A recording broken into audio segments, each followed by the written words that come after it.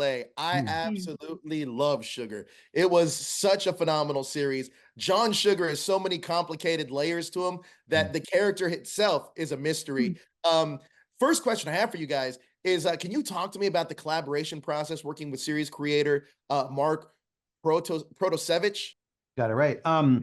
Well, Mark Protosevich and Audrey go back a long ways together, having worked together years ago. And he had been working on the scripts for Sugar, the first couple scripts for a long time, really incubating them. He's someone who is a massive cinephile, like you said yourself, and we are as well. But he's a whole other level of encyclopedic knowledge about movies and specifically of film noirs as one of his favorite genres.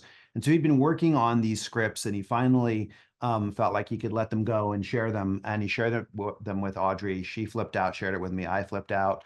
And very quickly, we just got involved with Mark and then started building it from there. Audrey, tell me a little bit about John Sugar. John Sugar is enigmatic and a paradox in every way. He's formidable, he's charming, he's handsome, and he's also incredibly modern in that he's sensitive, he's kind, he's chivalrous. He's a really unexpected character. You often don't find all of these traits in one person, and it's incredible to see it in Colin playing John Sugar. Absolutely. Colin completely disappears in this role. Like, it's crazy. 'Cause I know throughout the series I'm watching Colin Farrell, but you know, he becomes John Sugar. What Yeah. did Colin add to the role of John Sugar that wasn't on the page?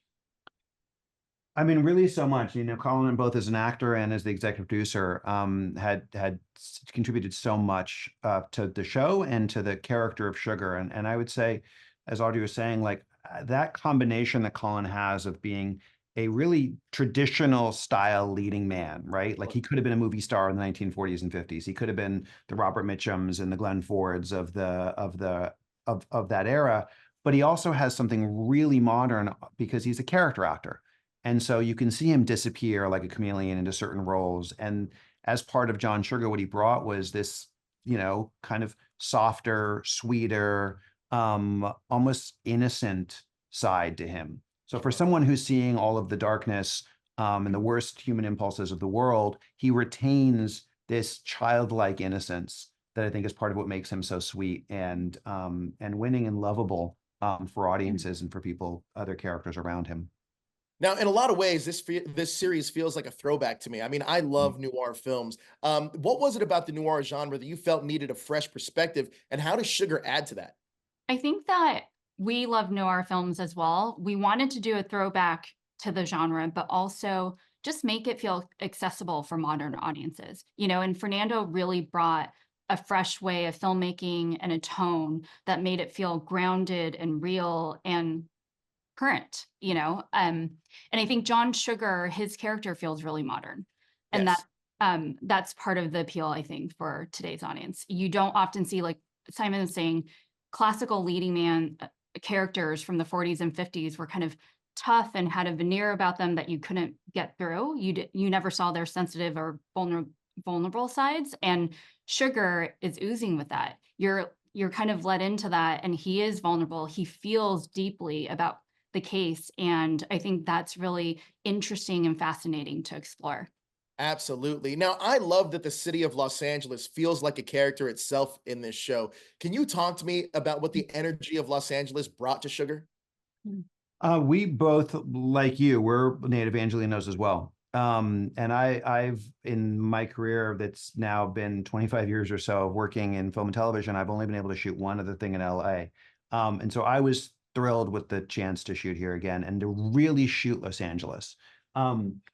There's an incredibly rich tradition of Los Angeles in mysteries and noir stories going back to the golden age of cinema through Chinatown and Long Goodbye into LA Confidential. And we were hoping to both honor that and pay homage to those movies, and we do in some ways of going to certain locations that were in those films.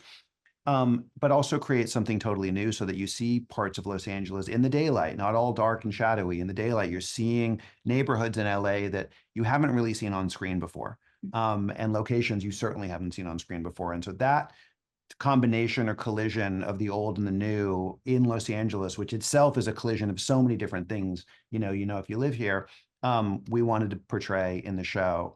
And so it was a humongous part of our conversations, and a humongous character in the show. Absolutely. Deep cut, man. Like those oil fields up by Kennethon Park. That's right Yep. where I grew up. So Mm. that's Mm. parts of LA. Thank you guys so much for this. I love this show. Every single week, this mystery just keeps unfolding and it's incredible to watch. Thank you guys so much for your time. I really appreciate it. Appreciate Thank it. Thank you. you. Appreciate it.